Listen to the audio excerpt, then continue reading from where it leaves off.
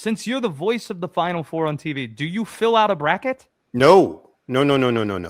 I did my first year doing the tournament, which was 1998. At that point, I was still working a lot in sports radio in New York at WFAN. The first full year that I was at the radio station, I jumped in like everybody else, showed up to Sacramento for the tournament, not really knowing what to expect, didn't know how to prepare, didn't know how to attack it, but just went off my instincts and filled out my bracket.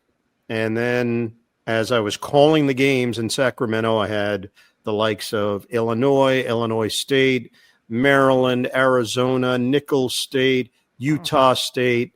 They were all there.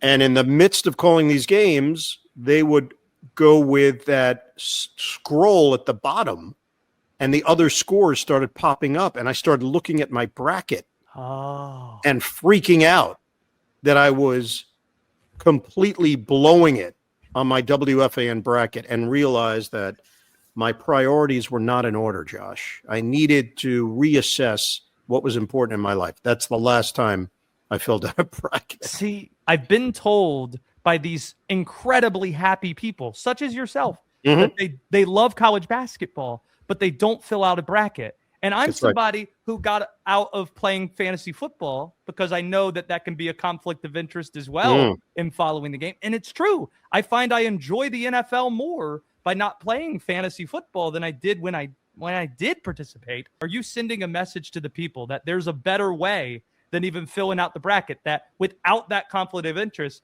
you might actually enjoy the tournament more? I think you're not allowing yourself to have the unbridled joy that you deserve, Josh. I don't want to get too psychological with you, but it may be deeper. It might be a blockage. You're blocking.